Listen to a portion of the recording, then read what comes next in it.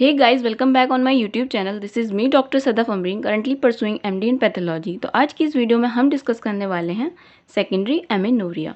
So what is secondary amenorrhoea? Secondary amenorrhoea it is defined as amenorrhoea of 6 month और more in a woman with previous normal menstrual pattern in absence of pregnancy and lactation. यानी secondary amenorrhoea का मतलब हुआ ऐसी female जिनके अंदर क्या होता है, एब्सेंस ऑफ मेंसेस को हो जाते हैं 6 मंथ, यानी उनके पीरियड जो है 6 मंथ से नहीं आए। और लेकिन ये फीमेल जो होती हैं इनके अंदर 6 महीने पहले जो होता है मेंस्ट्रुअल पैटर्न नॉर्मल चल रहा होता है। यानी 6 मंथ बैक का अगर हम बात करते हैं, इनके अंदर जो होता है मेंस्ट्रुअल साइकिल नॉर्मल थी, हर मंथ इनकी साइकिल रिपीट हो रही थी। लेकिन अब जो इनको 6 महीने से पीरियड नहीं आ रहे हैं, उसकी वजह ना तो प्रेगनेंसी है ना ही लैक्टेशन है। यानी during this period, absence of period के दौरान वो तो ना तो प्रेग्नेंट है ना ही वो लैक्टेट करा रही हैं। तो सेकेंडरी एमेनोरिया की डेफिनेशन के अंदर जो इंपॉर्टेंट पॉइंट है वो है 6 मंथ। यानी अगर आपसे सवाल पूछा जाए कि secondary amenorrhoea is defined as amenorrhoea of, तो आपका जवाब होगा 6 मंथ। उसके बाद हम आते हैं कॉजेज़ के ऊपर। कॉजेज सेकेंडरी एमेनोरिया के 2 तरीके के होते हैं, फिजियोलॉजिकल कॉज होते हैं, पैथोलॉजिकल कॉज होते हैं। फिजियोलॉजिकल कॉज मीन्स ये है कि हमारी बॉडी के अंदर जो फिजियोलॉजी है हमारी नॉर्मल, वो चेंज हो जाती है कुछ कंडीशन के अंदर, जिस वजह से हो जाता है सेकेंडरी एमेनोरिया। तो what are the physiological cause? Pregnancy and lactation. During pregnancy and lactation होता क्या है, हमारे सेकेंडरी टाइप का एमेनोरिया हो जाता है। यानी हमारे मेंसेस जो होते हैं 6 मंथ या 6 मंथ से ज़्यादा के लिए जो होता है एब्सेंट हो जाते हैं। उसके बाद आती है पैथोलॉजिकल कॉज की। पैथोलॉजिकल कॉज के अंदर सबसे पहले हम बात करते हैं जेनेटल ट्रैक को। यानी हमारी जेनेटिक ट्रैक जो है उसके अंदर हो जाती है कोई पैथोलॉजी, जिसकी वजह से हो जाता है सेकेंडरी एमेनोरिया। तो जेनेटल ट्रैक के अंदर क्या क्या हो जाता है? हो सकता है एक्वायर्ड कोई ऑब्स्ट्रक्शन हो जाए, सर्वाइकल कैनाल, यानी जो हमारी सर्वाइकल कैनाल है उसके अंदर क्या होता है, कोई ऑब्स्ट्रक्शन हो जाए, क्या हो जाए, जैसे स्टेनोसिस हो जाए या एट्रेजिया हो जाए। क्यों होता है स्टेनोसिस एट्रेजिया? फॉर एग्जांपल जैसे कि किसी का इलेक्ट्रोकॉटराइजेशन हुआ हो, या केमिकल बर्न हुआ हो, या सर्वाइकल एम्पुटेट हुआ हो, या सर्वाइकल एम्पुटेशन जिसे बोला जाता है। तो इस कंडीशन में होता है क्या, हमारी क्या होती है, स्टेनोसिस हो जाती है वहाँ पे, या फिर एट्रेजिया हो जाता है, जिसकी वजह से क्या होता है, सर्वाइकल कैनाल जो होती है ऑब्स्ट्रक्शन हो जाती है। लेकिन ये एक्वायर टाइप की होती है, यानी कि बाय बर्थ नहीं होती। उसके बाद आती है एशरमैन सिंड्रोम। एशरमैन सिंड्रोम क्या होती है? एक एक्वायर्ड कंडीशन होती है। एक्वायर्ड कंडीशन कहने का मेरा मतलब ये है कि ये जो होता है बाय बर्थ डिफेक्ट नहीं होता, ये बाद में होता है, इंसान को खुद से होता है। ये फॉर एग्जांपल जैसे इसमें क्या होता है, यूट्रस के अंदर, सर्विक्स के अंदर क्या होता है, बहुत सारे स्कार बन जाते हैं। स्कार बनने की वजह से होता ये कि जो लाइनिंग होती है यूट्रस की, सर्विक्स की, वो आपस में चिपक जाती है, जिसको बोले जाते हैं स्टिक टुगेदर। ठीक है, और इसको आप कह सकते हैं कि उसके अंदर, यूट्रस के अंदर क्या हो जाते हैं, एडिजन बन जाते हैं बहुत सारे, जिसकी वजह से क्या होता है, रास्ता जो होता है बहुत ज़्यादा नैरो हो जाता है, एक रिड्यूस हो जाता है उसका साइज, जिसको बोला जाता है एशरमैन सिंड्रोम। क्यों होता है ये एशरमैन सिंड्रोम? ऐसा क्यों हो जाता है कि उसके अंदर स्कार्स बन जाते हैं? जब किसी को जो होता है बहुत ज़्यादा एक्सेसिव क्यूरेटाजेनी, यानी डीएनसी की जाती है, जब अगर किसी को बहुत ज़्यादा क्यूरेटाज कर दिया जाए, या फिर कोई इन्फेक्शन हो जाए, या फिर एंडोमेट्रियल ट्यूबरक्लोसिस हो जाए, तो इस कंडीशन में होता है क्या है, यूट्रस के अंदर हमारे और सर्विक्स के अंदर बहुत ज़्यादा स्कार्स बन जाते हैं। स्कार बनने की वजह से क्या होता है, उनकी जो वॉल्स होती हैं वो आपस में एक दूसरे से स्टिक कर जाती हैं। स्टिक करने की वजह से क्या होता है, जो उसका साइज़ होता है, नेचुरल नॉर्मल साइज़ जो होता है वो डिक्रीज़ कर जाता है, जिसकी वजह से हो जाता है सेकेंडरी एमेनोरिया। या किसी को अगर वेजिको वेजाइनल टाइप का फिस्टुला हो जाता है, तो उसमें भी क्या होता है, हमें सेकेंडरी एमेनोरिया देखने को मिलता है। तो जेनाइटल ट्रैक वाले कॉजेज़ के अंदर आप याद रखिएगा एशरमैन सिंड्रोम, ये इंपॉर्टेंट है। अगर सवाल बनेगा तो यहीं से बनेगा, क्योंकि ये यहाँ सिंड्रोम को डिस्कस किया गया है। अगर सवाल आया कि in Asherman syndrome which type of amenorrhoea is found, तो आपका जवाब होगा सेकेंडरी एमेनोरिया। ठीक है गाइस। उसके बाद हम बात करते हैं ओवेरियन कॉज की, यानी कि ओवेरियन कॉज क्या क्या होते हैं जिसकी वजह से सेकेंडरी एमेनोरिया होता है। हो सकता है पीसीओडी हो सकता है कोई रेजिस्टेंट ओवेरियन सिंड्रोम हो। रेजिस्टेंट ओवेरियन सिंड्रोम बोला जाता है, इसके अंदर क्या होता है, हमारी ओवरीज जो होती है नॉर्मल होती हैं, उनके अंदर प्राइमोर्डियल फॉलिकल भी प्रेजेंट होते हैं। प्रॉब्लम ये होती है कि उसके अंदर एफएसएच रिसेप्टर नहीं होते, जिसकी वजह से सेकेंडरी टाइप का एमेनोरिया हो जाता है। या फिर कोई इन्फेक्शन हो जाए, फॉर एग्जांपल मम्स है, ट्यूबरक्लोसिस है, या पायोजेनिक इन्फेक्शन जो कि रेयरली पाया जाता है, अगर इनकी वजह से भी हो सकता है सेकेंडरी एमेनोरिया। या कोई मस्कुलाइजिंग ओवेरियन ट्यूमर हो जाए, या फिर प्रीमेच्योर मेनोपॉज है, या फिर रेडियोथेरेपी है, या फिर ऑटोइम्यून डिजीज़ जो है, ये सारे के सारे कॉजेज जो होते हैं रिलेट हैं ओवरीज से, इसलिए मतलब ये आते हैं ओवेरियन कॉज के अंदर, और ये सारे के सारे कॉज करते हैं हमें सेकेंडरी एमेनोरिया। अब बात करते हैं हम न्यूट्रिशनल कॉज की, यानी ऐसे क्या क्या न्यूट्रिशनल कॉज होते हैं जिसकी वजह से सेकेंडरी एमेनोरिया हो जाता है। इसके अंदर सबसे पहले आता है एनोरेक्सिया नर्वोसा। एनोरेक्सिया नर्वोसा क्या है, ये एक कॉम्प्लेक्स साइकोसोमैटिक डिसऑर्डर है। इसमें जो होता है फीमेल को अकर करता है due to the weight loss की वजह से होता है ये। यानी अगर कोई फीमेल ऐसी है जो अपना वेट लॉस कर रही है more than 15% of her height, तो उसे बोला जाएगा एनोरेक्सिया नर्वोसा। इसमें होता क्या है, इसकी वजह से अगर वो 15% से ज़्यादा वेट लॉस कर देती है, तो इसकी वजह से होता है कि जीएनआरएच और एफएसएच का क्या होता है, सप्रेशन हो जाता है। तो इस कंडीशन को बोला जाता है एनोरेक्सिया नर्वोसा। या फिर कोई पेशेंट ऐसी है जो बहुत ज़्यादा ओबीज़ है या फिर बहुत ज़्यादा एक्सेसिव वेट लॉस करने की वजह से हो जाता है एथलीट के अंदर, या जो बैले डांसर होती हैं इनके अंदर भी जो होता है देखने को मिलता है सेकेंडरी एमेनोरिया। उसके बाद हम बात करते हैं पिट्यूटरी कॉज की। पिट्यूटरी कॉजेज का मतलब ये, यानी ऐसे कौन कौन से कॉजेज होते हैं जिनका रिलेशन पिट्यूटरी से होता है और उसके रिजल्ट में हो जाता है सेकेंडरी एमेनोरिया। इसके अंदर सबसे पहले आता है जैसे कि सिमोंड्स डिजीज। सिमोंड डिजीज क्या होता है, इसके अंदर कंप्लीटली एब्सेंस हो जाता है पिट्यूटरी हार्मोन का। अब जब किसी के अंदर पिट्यूटरी हार्मोन ही नहीं निकलेंगे तो उसकी वजह से मेंस्ट्रुअल कैसे रेगुलेट होंगे, क्योंकि हमारी जो मेंस्ट्रुअल साइकिल है वो रेगुलेट होती है hypothalamus, pituitary, ovary and uterus से। उसके बाद जैसे कि शिहान सिंड्रोम में होता है। शिहान सिंड्रोम को हम पहले भी डिस्कस कर चुके हैं। शिहान सिंड्रोम में क्या होता है, ये उन फीमेल्स के अंदर होता है जिनके अंदर ड्यूरिंग या आफ्टर बर्थ, डिलीवरी के बाद जो होता है बहुत ज़्यादा ब्लड लॉस हो जाता है, जिसकी वजह से क्या होता है उनकी पिट्यूटरी ग्लैंड जो होता है उसके अंदर नेक्रोसिस हो जाती है, तो इस कंडीशन को बोला जाता है शिहान सिंड्रोम।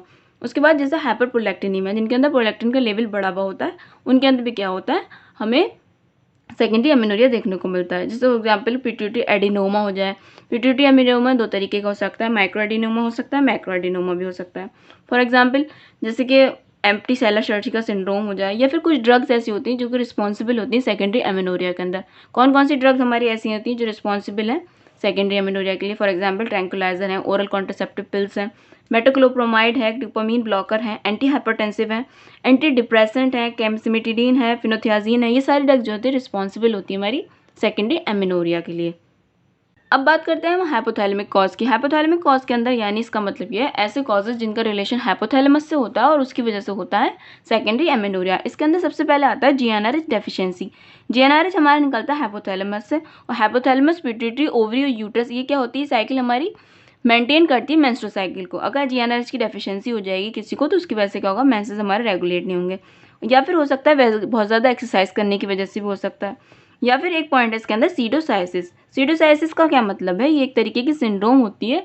इसमें वुमेन जो होती है सारे सिम्टम शो करती है बीइंग प्रेग्नेंट, यानी ये वो ऐसा लगता है कि जैसे वो प्रेग्नेंट है, एक्सेप्ट उसके अंदर कोई भी एविडेंस नहीं मिलता कि उसके यूट्रस के अंदर फीटस प्रेजेंट है। यानी सारे एविडेंस ऑफ प्रेगनेंसी का मतलब ये है कि उसकी बैली का साइज भी इंक्रीज करेगा, इवन उसे फॉल्स लेबर भी हो जाएंगे, लेकिन हमारे पास उसके पास कोई भी ऐसा एविडेंस नहीं होगा, या फिर कोई भी हम इन्वेस्टिगेशन कराएंगे तो यूट्रस में फीटस का कोई भी प्रेजेंस नहीं होगी, लेकिन सारे उसके जो कंप्लेन होंगी, सिम्टम होंगी, वो एज अ प्रेग्नेंट वाले होंगे। उसके बाद हो सकता है कोई ब्रेन ट्यूमर हो जिसकी वजह से क्या होता है, सेकेंडरी एमेनोरिया हो सकता है। उसके बाद हम डिस्कस करते हैं सुप्रा रीनल कॉज, यानी ऐसे कॉजेज जिनका रिलेशन जो होता है रीनल से है और उसकी वजह से होता है सेकेंडरी एमेनोरिया। जैसे कि for example Addison disease. Addison disease क्या होती है, इसमें क्या होता है जो रीनल ग्लैंड होते हैं हमारे बहुत कम अमाउंट में कॉर्टिसोल और एल्डोस्टेरोन प्रोड्यूस करते हैं।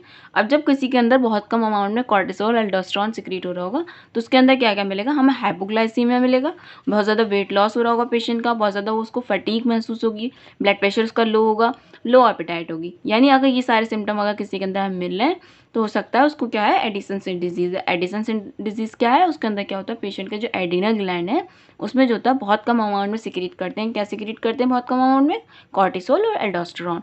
उसके बाद आता है हो सकता है कोई सुप्रारीनल ट्यूमर हो जाए या फिर कोई एडिनोजेनाइटल सिंड्रोम हो जाए। और कुछ कॉजेज ऐसे हैं जिनका ताल्लुक थायराइड से है जिसकी वजह से हो रहा है उन्हें secondary amenorrhoea. For example hypothyroidism है, या फिर ग्रेव डिजीज है। ग्रेव डिजीज क्या होती है, एक ऑटोइम्यून डिसऑर्डर होता है जिसकी वजह से क्या होता है, ओवर प्रोडक्शन हो जाता है थायराइड हार्मोन का।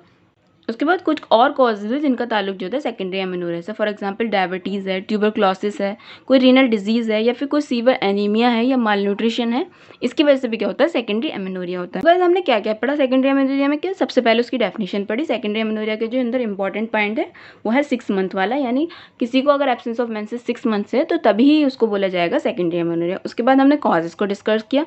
कॉजेज जो बड़े physiological cause and pathological cause. Pathological cause के अंदर सबसे पहले हमने पढ़ा जेनाइटल ट्रैक्ट के बारे में। जेनाइटल ट्रैक्ट में जो इंपॉर्टेंट पॉइंट था आपका एशरमैन सिंड्रोम। आपको हमेशा जहाँ पे भी सिंड्रोम का जिक्र आएगा वो आपको याद रखना है, सिंड्रोम वाले पॉइंट इंपॉर्टेंट है। सवाल आपका फंसेगा यहीं से फंसेगा। हो सकता है सवाल इस तरीके से पूछा जाए कि एशरमैन सिंड्रोम के अंदर कौन सा टाइप का सेकेंडरी एमेनोरिया मिलता है या प्राइमरी एमेनोरिया मिलता है, तो आपको पता होना चाहिए एशरमैन सिंड्रोम होगी तो उसके अंदर क्या मिलेगा, सेकेंडरी टाइप का एमेनोरिया मिलेगा। क्योंकि एशरमैन सिंड्रोम कोई कॉन्जेनाइटल डिफेक्ट नहीं है, ये क्या होता है, एक एक्वायर्ड डिफेक्ट होता है। इसमें क्या होता है, wall of the uterus and cervix के अंदर एडिशन डेवलप हो जाते हैं, जिससे क्या होता है वो एक दूसरे से स्टिक टुगेदर कर जाती हैं, जिसकी वजह से क्या होता है जो पैसेज होता है वो हमारा बहुत ज़्यादा नैरो हो जाता है, बहुत ज़्यादा उसका साइज उसका कम हो जाता है, स्मॉल हो जाता है, जिसकी वजह से क्या होता है ऑब्स्ट्रक्शन हो जाता है, उससे हो जाता है सेकेंडरी टाइप का एमेनोरिया। उसके बाद हमने डिस्कस किया ओवेरियन कॉजेज़ को। ओवेरियन कॉजेज़ के अंदर हमने बात की पीसीओडी की, हो सकता है एस्ट्रेन ओवेरियन सिंड्रोम हो जाए, कुछ इन्फेक्शन को जिक्र किया था। उसके बाद मैस्कुलाइजिंग ओवेरियन ट्यूमर को बताया आपको, हो सकता है प्रीमेच्योर मेनोपॉज की वजह से भी हो सकता है सेकेंडरी एमेनोरिया, या रेडियोथेरेपी या ऑटोइम्यून डिजीज। इसके अंदर आपने याद रखना है एस्ट्रेन ओवेरियन सिंड्रोम और याद करना है आपको प्रीमेच्योर मेनोपॉज। ये दो इंपॉर्टेंट पॉइंट है। हो सकता है पीसीओडी से भी सवाल आ सकता है। अगर आपसे सवाल पूछा जाए कि प्रीमेच्योर मेनोपॉज की वजह से क्या होता है, तो आपका जवाब होगा सेकेंडरी। उसके बाद हमने डिस्कस किया था न्यूट्रिशनल कॉज को। न्यूट्रिशनल कॉज के अंदर सबसे पहले डिस्कस किया हमने एनोरेक्सिया नर्वोसा। न्यूट्रिशनल कॉज से जो सवाल आया था वो इस तरीके से आया था, progressive secondary amenorrhoea is associated with, तो उसका जवाब था साइकोसोमैटिक कॉज, क्योंकि एनोरेक्सिया नर्वोसा क्या है, एक तरीके का कॉम्प्लेक्स साइकोसोमैटिक डिसऑर्डर है। इसमें क्या होता है कि पेशेंट जो होता है, फीमेल पेशेंट को होता है, किसकी वजह से होता है, वेट लॉस की वजह से। लेकिन वेट लॉस भी स्पेसिफिक बताया गया कि अगर कोई पेशेंट जो है अपना 15% ऑफ हाइट वेट लॉस करती है तो उसकी वजह से क्या होता है, डिप्रेशन हो जाता है, कम सिक्रीशन होने लगता है जीएनआरएच और एफएसएच, जिसकी वजह से क्या हो जाता है, सेकेंडरी एमेनोरिया। उसके बाद ओबेसिटी बताया, या फिर एथलीट या बैलेट डांसर के अंदर भी देखने को मिलता है। उसके बाद हमने बात की पिट्यूटरी कॉजेज की, जैसे कि उसके अंदर हमने कुछ सिंड्रोम को डिस्कस किया, जैसे कि सिमोन्स डिजीज, शिहान सिंड्रोम। अगर आपसे सवाल पूछा जाए in Sheehan syndrome which type of amenorrhoea is find, तो आपको जवाब होगा सेकेंडरी एमेनोरिया। तो यानी शिहान सिंड्रोम, सिमोन डिजीज या फिर हाइपरप्रोलैक्टिनीमिया से अगर आपसे सवाल पूछा जाए कि in hyperprolactinaemia which type of amenorrhoea is found, या फिर हाइपोलैक्टिनीमिया में किस तरीके का एमेनोरिया मिलता है, तो आपका जवाब होगा सेकेंडरी टाइप ऑफ एमेनोरिया। फिर उसके बाद इन्होंने बताया कि कुछ पिट्यूटरी एडेनोमा होते हैं, या फिर एम्प्टी सेरेब्रम का सिंड्रोम हो सकती है, कुछ ड्रग्स होती हैं जो रिस्पॉन्सिबल होती हैं, कॉज करती हैं सेकेंडरी एमेनोरिया।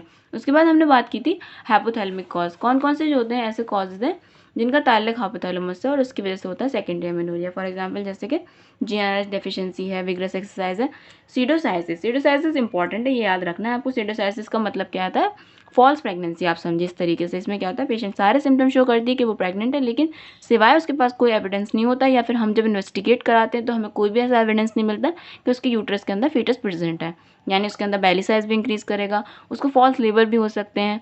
ठीक है, ऐसा लगेगा देखने से कि पेशेंट प्रेग्नेंट है, लेकिन वो एक्चुअल प्रेग्नेंट नहीं होती, सिर्फ उसे फॉल्स सिम्टम होते हैं प्रेगनेंसी के। उसके बाद हमने कुछ कॉजेज डिस्कस किए, जैसे सुप्रारीनल कॉज और थायराइड कॉजेज। सुप्रारीनल कॉज के अंदर हमने डिस्कस किया था एडिसन डिजीज़ को। एडिसन डिजीज़ भी आपको याद रखना है क्या चीज़ है एडिसन डिजीज़। इसमें क्या होता है, जो हमारे एड्रिनल ग्लैंड होते हैं वो क्या सिक्रीट करने लगते हैं बहुत कम अमाउंट में, कॉर्टिसोल और टेस्टोस्टेरोन बहुत कम अमाउंट सिक्रीट करने लगते हैं, जिसकी वजह से क्या होता है, सेकेंडरी एमेनोरिया होता है। हमने डिस्कस किया थायराइड को। थायराइड में क्या होता है, हाइपोथायराइडिज्म हो सकता है, ग्रेव डिजीज़ होता है। तो आपको ग्रेव डिजीज़ याद रखना है। ग्रेव डिजीज़ क्या है, ये क्या होता है, ऑटोइम्यून डिसऑर्डर है, जिसके अंदर क्या होता है, ओवर प्रोडक्शन होने लगता है थायराइड का। तो आपके अगर सवाल पूछा जाए in Grave disease which type of amenorrhoea is found, तो आपने पता होना चाहिए ग्रेव डिजीज़ क्या होती है, ग्रेव डिजीज़ में क्या मिलता है। ग्रेव डिजीज़ क्या होती है, एक ऑटोइम्यून डिजीज़ है, इसमें क्या होता है, बहुत ज़्यादा ओवर प्रोडक्शन हो रहा है थायराइड का, जिसकी वजह से क्या हो रहा है, सेकेंडरी एमेनोरिया। उसके बाद हमने और कुछ कॉजेज डिस्कस किए, अदर कॉजेज जिसका रिलेशन सेकेंडरी एमेनोरिया से, फॉर एग्जांपल डायबिटीज़ है, ट्यूबरक्लोसिस है, रेनल डिजीज़ है, या फिर सीवियर एनीमिया या मालन्यूट्रिशन की वजह से भी क्या होता है, सेकेंडरी एमेनोरिया देखने को मिल सकता है। So guys, this is all about today's video and I hope you like the video. If you like, please hit like button and share with your friend. If you have any query, just feel free to comment below in the comment section. So guys, फिर मिलते हैं अगली video के अंदर, जिसके अंदर हम बात करेंगे आज से investigation, what are the investigation of secondary amenorrhea and what is the treatment of secondary amenorrhea. So guys, जब तक के लिए tata bye bye, thank you so much for watching my video.